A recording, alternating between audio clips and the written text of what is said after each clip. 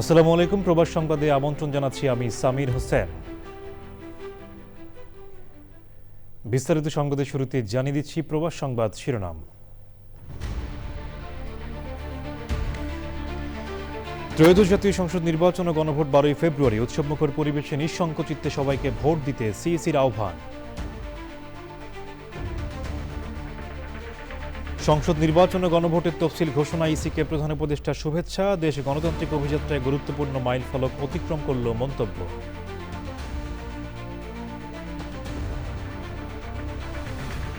CEC তফসিল ঘোষণা করায় স্বাগত জানিয়েছে বিএনপি, জামাত ও এনসিপি। সব সংশয়ের অবসান ঘটিয়ে নিরপেক্ষ গ্রহণযোগ্য নির্বাচন হবে প্রত্যাশা।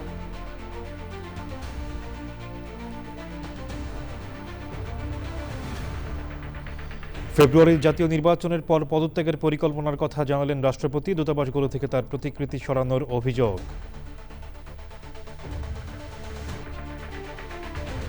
এবং দালাল চক্রের প্রতারণায় লিবিয়া থেকে নিঃস্ব হয়ে ফিরেছেন সুনামগঞ্জের 265 তরুণ।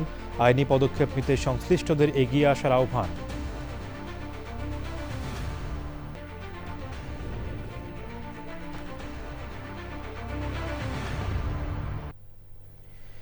সংবাদ শিরোনামগুলো জানাচ্ছিলাম। এখনকার সংবাদ আয়োজন একই সঙ্গে চ্যানেল আইর ইউটিউব চ্যানেল এবং চ্যানেল আইর ওটিটি প্ল্যাটফর্ম আই স্ক্রিনে লাইভ স্ট্রিম হচ্ছে। এবার বিস্তারিত। আগামী 12 ফেব্রুয়ারি অনুষ্ঠিত হবে ত্রয়োদশ সংসদ নির্বাচন ও গণভোট। জাতির উদ্দেশ্যে দেওয়া ভাষণে প্রধান নির্বাচন কমিশনার এএমএম নাসির উদ্দিন বলেছেন, সক্ষমতা প্রমাণ করে ভাবমূর্তি পুনরুদ্ধারের নির্বাচন এটি। ভোটারদের নির্বিঘ্নে ভোট কেন্দ্রে গিয়ে ভোটাধিকার প্রয়োগের আহ্বান জানিয়েছেন সিইসি। সুষ্ঠু ও শান্তিপূর্ণ নির্বাচনে দল ও সকল অংশীজনের সহযোগিতা চেয়েছেন তিনি। নির্বাচনী দায়িত্ব পালনকারীদের নিরপেক্ষভাবে দায়িত্ব পালনে কঠোর নির্দেশনা দিয়েছেন প্রধান নির্বাচন কমিশনার। নাজিব বেগের রিপোর্ট। প্রিয় দেশবাসী, জাতীয় সংসদ নির্বাচন ও গণভোটের তফসিল ঘোষণার মাধ্যমে নির্বাচনী গন্তব্যে চূড়ান্ত যাত্রা শুরু করল নাসির উদ্দিন কমিশন। জাতির উদ্দেশ্যে দেওয়া ভাষণের শুরুতেই ৭১-এর মহান মুক্তিযুদ্ধ ও ২৪-এর গণঅভ্যুত্থানের শহীদদের প্রতি শ্রদ্ধা জানান সিইসি। শহীদদের স্মৃতির প্রতি জানাচ্ছি আমার শ্রদ্ধা।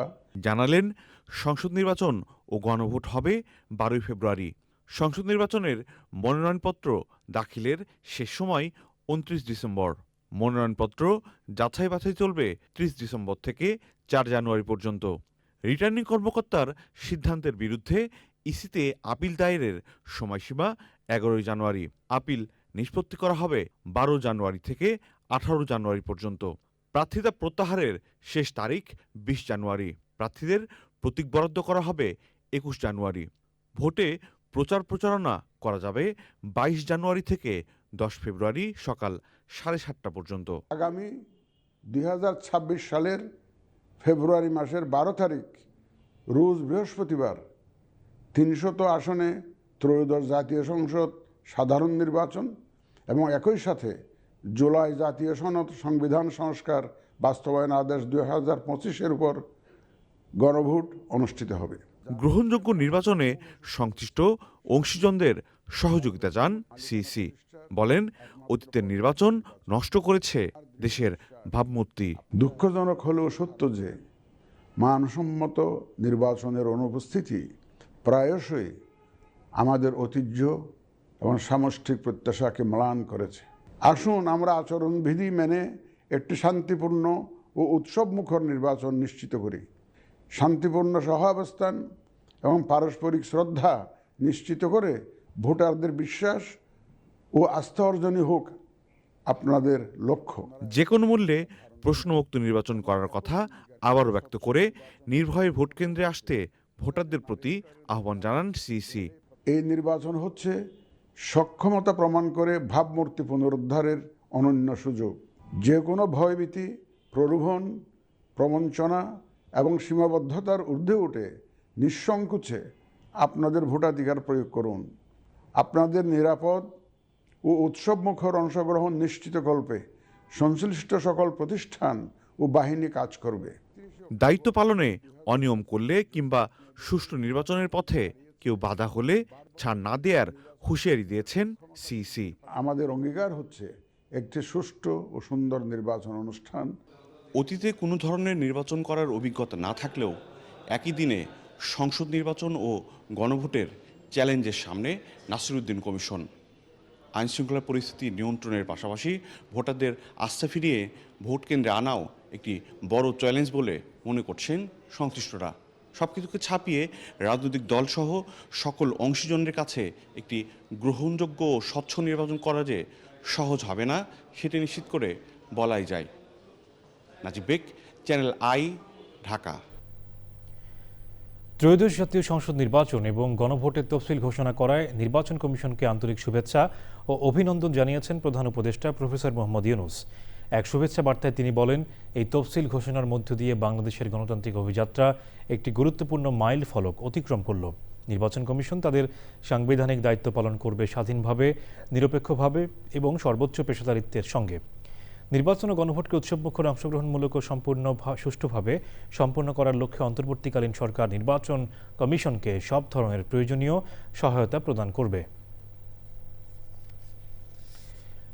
আসন্ন ত্রয়োদশ জাতীয় সংসদ নির্বাচন ও গণভোটের তফসিল ঘোষণাকে স্বাগত জানিয়েছে রাজনৈতিক দলগুলো। নির্বাচনের তফসিল ঘোষণাকে দেশের রাজনীতির নতুন অধ্যায় বলে আখ্যায়িত করেছেন বিএনপির মহাসচিব মির্জা ফখরুল ইসলাম আলমগীর।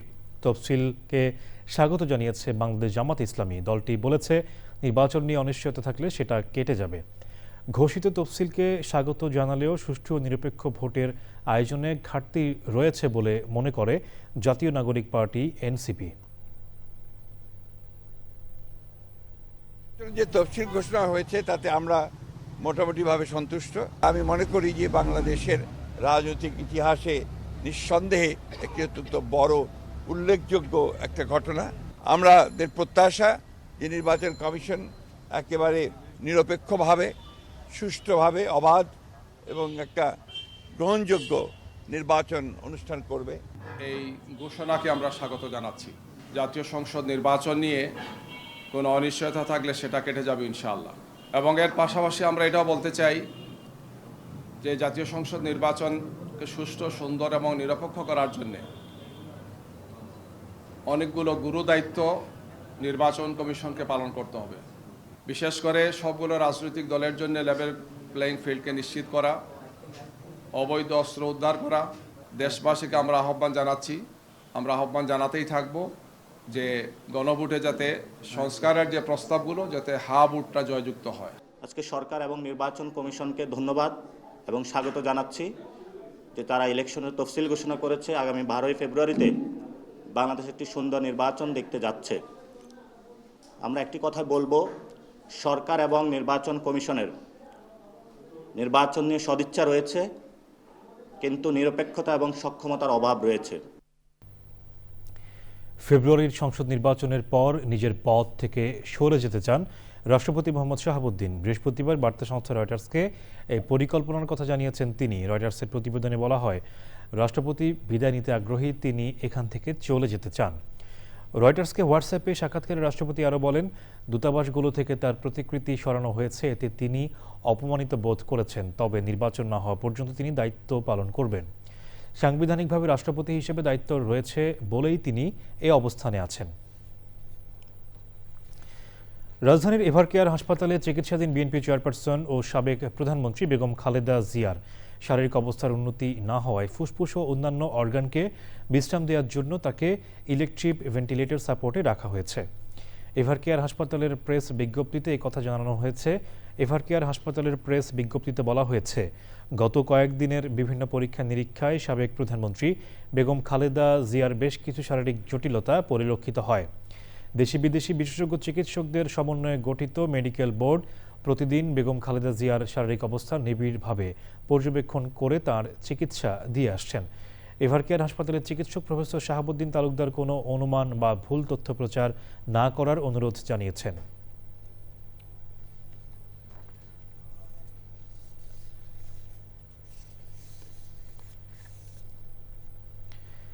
যুক্তরাষ্ট্রের নাগরিকত্ব পেতে আগ্রহীদের জন্য ট্রাম্প গোল্ড ভিসা নামের নতুন কর্মসূচি চালু হয়েছে। এই ভিসা পেতে জনপ্রতি যুক্তরাষ্ট্রে বিনিয়োগ করতে হবে $1 মিলিয়ন। ট্রাম্প গোল্ড ভিসার মর্যাদা যুক্তরাষ্ট্রের গ্রিন কার্ডের মতো বলে জানানো হয়েছে। আমিনা রহমান সুপ্তির রিপোর্ট। মার্কিন প্রেসিডেন্ট ডোনাল্ড ট্রাম্প জানান, যুক্তরাষ্ট্রের দ্রুত নাগরিকত্ব পাওয়ার নতুন পথ হিসেবে ট্রাম্প গোল্ড কার্ড চালু হলো। বুধবার হোয়াইট হাউসে এক বক্তব্যে তিনি বলেন, গোল্ড কার্ডটি গ্রিন কার্ডের চেয়েও শক্তিশালী। এই ভিসা পেতে আগ্রহীদের আবেদন ফর্ম পূরণ করে $15,000 জমা দিতে হবে, যা ফেরতযোগ্য নয়। আবেদনপত্র যাচাই শেষ হলে আবেদনকারীকে ভিসার জন্য জমা দিতে হবে $1 মিলিয়ন। সফল আবেদনকারীরা 5 বছর পর নাগরিকত্বের যোগ্য হবেন। তবে যুক্তরাষ্ট্রে অবস্থান করা বিদেশি মেধাবী শিক্ষার্থীকে স্থায়ী নিয়োগ দিলে নিয়োগকারী প্রতিষ্ঠানকে গোল্ড কার্ড ভিসা কিনতে গুনতে হবে জনপ্রতি $2 মিলিয়ন। যুক্তরাষ্ট্রের বাণিজ্যমন্ত্রী জানিয়েছেন, প্রাক নিবন্ধন পর্যায়েই ট্রাম্প গোল্ড কার্ড ভিসার জন্য ইতিমধ্যে আবেদন করেছেন বিভিন্ন দেশের প্রায় 10,000 মানুষ। এই অর্থ সরাসরি যুক্তরাষ্ট্রের সরকার পাবে। Amina Rahman Supti, channel I. দালাল চক্রের প্রতারণায় গত 2 বছরে লিবিয়া থেকে নিঃস্ব হয়ে দেশে ফিরেছেন সুনামগঞ্জের বিভিন্ন উপজেলার অন্তত 265 জন। কেউ আবার লিবিয়ায় শিকার হয়েছেন অমানবিক নির্যাতনের। সুনামগঞ্জ প্রতিনিধি জাহাঙ্গীর আলমের তথ্য, ভিডিও চিত্রে আল মুকসিদের রিপোর্ট। সুনামগঞ্জের প্রত্যন্ত গ্রামের বাসিন্দা জাকারিয়া আহমেদ ইয়াহিয়া 2021 সালে দালালের মাধ্যমে অবৈধভাবে ইতালি যাওয়ার উদ্দেশ্যে দুবাই, মিশর পেরিয়ে লিবিয়া পৌঁছান। 2024-এ ভূমধ্যসাগরে পাড়ি দেওয়ার সময় লিবিয়ার আইনশৃঙ্খলা বাহিনীর হাতে আটক হন। পরে আইনশৃঙ্খলা বাহিনীর কাছ থেকে তাদের কিনে নেয় স্থানীয় মাফিয়া চক্র। পরিবারের কাছ থেকে মোটা অঙ্কের মুক্তিপণ আদায়ের পর ছাড়া পান জাকারিয়া। এই পুরো ঘটনায় নিঃস্ব হয়ে যায় জাকারিয়ার পরিবার। আমরা দেশের কার যেগুলো গাড়ি হয় এগুলোর পিছনে আমরা যে কোনো জায়গায় গেলে যে কোনো যন্ত্রপাতি বা এগুলো রাখি, ওইখানের মধ্যে আমরা 3 থেকে 4 জন 5 জন, একজনের উপরে একজনের ঢুকাইয়া নিছে। টুয়া টাকা সান থেকে দিছি, দেওয়ার পরে অনেক তো যেটা আসিল যেখানে আসিল বেঁচে আসছে আমরা পরিশোধ করছি। অনেক কীভাবে যে আমরা চলমু খাইমু এটা তো আমরা জানি না স্যার। শুধু জাকারিয়া নয়, তার মতো আরও অনেক তরুণ ভাগ্য পরিবর্তনের স্বপ্ন নিয়ে ঝুঁকেছেন বেআইনি পথে। যারা কোস্টগার্ড আছে ওরা আমরা ধরছে, ধরার পরে জেলে নিছে, জেল থেকে আবার বিক্রি করছে যারা দৈরা নিছিল। মিশর যাই, মিশরে কন্ট্যাক্ট করে, এয়ারপোর্ট কন্ট্যাক্ট করে, তারপর পরবর্তীতে আপনার মনে করেন যে লিবিয়ার প্লেন করে নিয়ে যায় এখানে। ব্র্যাক মাইগ্রেশন প্রকল্পের তথ্য অনুযায়ী গত 2 বছরে লিবিয়া থেকে দেশে ফিরেছেন সুনামগঞ্জের বিভিন্ন উপজেলার অন্তত 265 জন। যারা লিবিয়া থেকে এরকম ক্ষতিগ্রস্ত ফেরত আসছে তাদেরকে সহযোগিতার জন্য ব্র্যাকের একটি প্রকল্প আছে, প্রত্যাশা 2। দালালদের চিহ্নিত করে আইনি পদক্ষেপ নিয়ে সংশ্লিষ্টদের এগিয়ে আসার আহ্বান জানানোর পাশাপাশি সচেতনতা কার্যক্রম জোরদার করার কথা বলছেন প্রশাসন।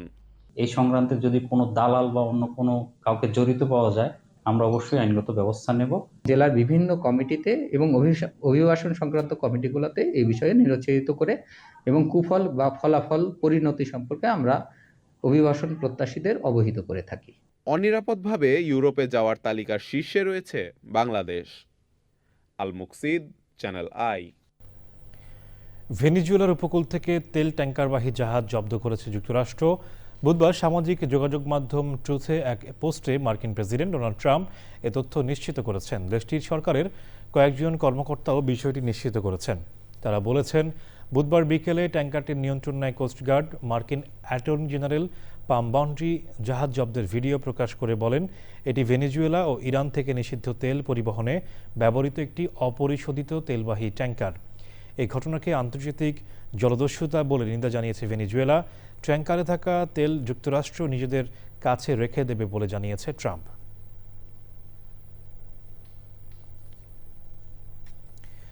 দীর্ঘ 11 মাস পর প্রকাশ্যে এসেছেন এবছর শান্তিতে নোবেলজয়ী ভেনেজুয়েলার বিরোধী দলীয় নেতা মারিয়া করিনা মাচাদো। বুধবার রাতে নরওয়ের অসলোতে পৌঁছান তিনি। পরে সেখানে সংবাদ সম্মেলন করেন এই নোবেলজয়ী। বুধবার অসলোর সিটি হলে আনুষ্ঠানিকভাবে শান্তিতে নোবেল বিজয়ীর পুরস্কার তুলে দেওয়া হয়। করিনা মাচাদোর পক্ষে তার মেয়ে আনা করিনা সোসা পুরস্কার গ্রহণ করেন। অনুষ্ঠান শেষ হওয়ার কয়েক ঘন্টা পরই মাচাদোর অসলো পৌঁছানোর খবর পাওয়া যায়। 2024 সালে ভেনেজুয়েলায় প্রেসিডেন্ট নির্বাচনে নিকোলাস মাদুরোর জয়ের পর দেশটির বিরোধী দলীয় নেতা মাচাদো আত্মগোপনে চলে যান। তার উপর 2014 সালে ভ্রমণ নিষেধাজ্ঞা জারি করে ভেনেজুয়েলা সরকার। 58 বছর বয়সী মাচাদো একজন প্রকৌশলী।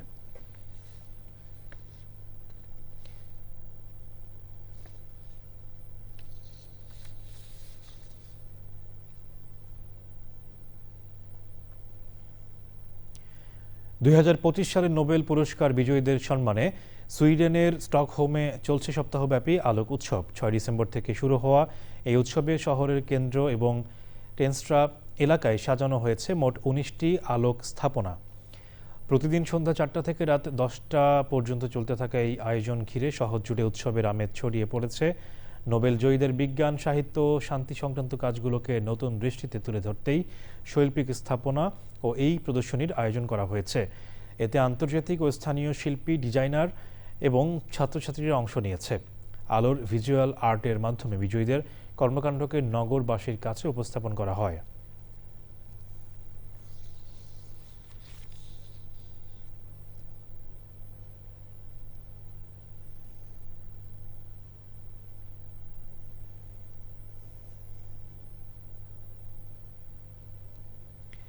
বাংলাদেশ নারী শ্রমিক কেন্দ্রের নির্বাহী পরিচালক এবং মানবাধিকার কর্মী সুমাইয়া ইসলাম জিতেছেন এই বছরের ফ্রাঙ্কো জার্মান মানবাধিকার ও আইনের শাসন পুরস্কার। ফ্রান্স ও জার্মানির রাষ্ট্রদূত মার্ক সেরে শার্লে এবং ডক্টর রুডিগার লার্ডস আন্তর্জাতিক মানবাধিকার দিবসের বিশেষ অনুষ্ঠানে সুমাইয়া ইসলামকে এই পুরস্কার প্রদান করেন। অভিবাসী নারী শ্রমিক, যৌনকর্মী, তৃতীয় লিঙ্গের মানুষ এবং অন্যান্য সামাজিক ও অর্থনৈতিকভাবে প্রান্তিক জনগোষ্ঠীর অধিকার এগিয়ে নেয়ার দীর্ঘদিনের নিষ্ঠা ও অবদানের স্বীকৃতিস্বরূপ সুমাইয়া ইসলামকে এই পুরস্কার দেয়া হয়। তিনি বাংলাদেশের অন্তর্বর্তী সরকারের মহিলা বিষয়ক সংস্থার কমিশনের সদস্য হিসেবেও দায়িত্ব পালন করেছেন। 11 ডিসেম্বর আন্তর্জাতিক পর্বত দিবস। পাহাড়, পরিবেশ রক্ষা এবং টেকসই পাহাড় ব্যবস্থাপনার গুরুত্ব তুলে ধরতে প্রতি বছর এ দিবস পালিত হয়। পাহাড় কাটা, বন ধ্বংস ও অপরিকল্পিত বসতির কারণে ঝুঁকি বাড়ছে মানুষের জীবন ও প্রকৃতির। বনজ সম্পদ আহরণ, পাথর উত্তোলন আর অপরিকল্পিত বসতি শুধু পাহাড়কেই বিপন্ন করেনি, বর্ষায় ভূমিধসেও প্রাণহানি বাড়ছে। পাহাড় অক্ষুণ্ণ রেখে উন্নয়নের তাগিদ বিশেষজ্ঞদের।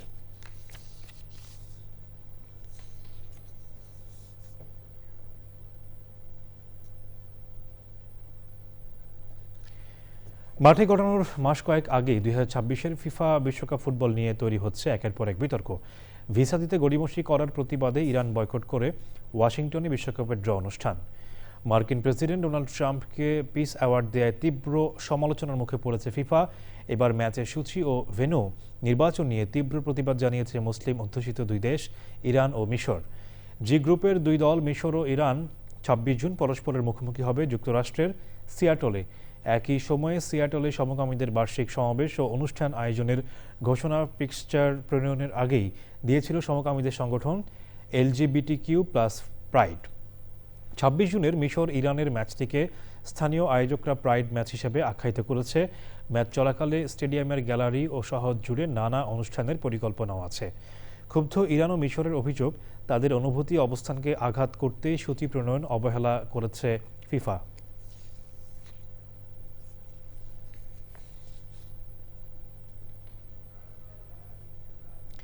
শেষ করার আগে প্রবাস সংবাদ শিরোনামগুলো জানাচ্ছি আরও একবার। ত্রয়োদশ জাতীয় সংসদ নির্বাচন ও গণভোট 12ই ফেব্রুয়ারি। উৎসবমুখর পরিবেশে নিঃসংকোচিতে সবাইকে ভোট দিতে সিইসির আহ্বান।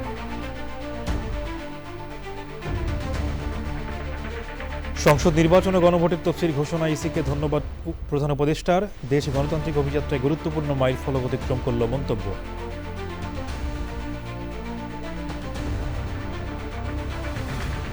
সিইসি তফসিল ঘোষণা করায় স্বাগত জানিয়েছে বিএনপি, জামাত ও এনসিপি। সব সংশয়ের অবসান ঘটিয়ে নিরপেক্ষ ও গ্রহণযোগ্য নির্বাচন হবে প্রত্যাশা।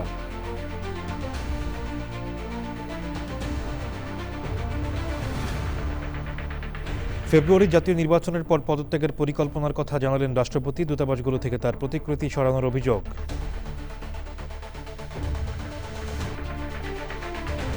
এবং দালাল চক্রের প্রতারণায় লিবিয়া থেকে নিঃস্ব হয়ে ফিরেছেন সুনামগঞ্জের 265 তরুণ। আইনি পদক্ষেপ নিতে সংশ্লিষ্টদের এগিয়ে আসার আহ্বান।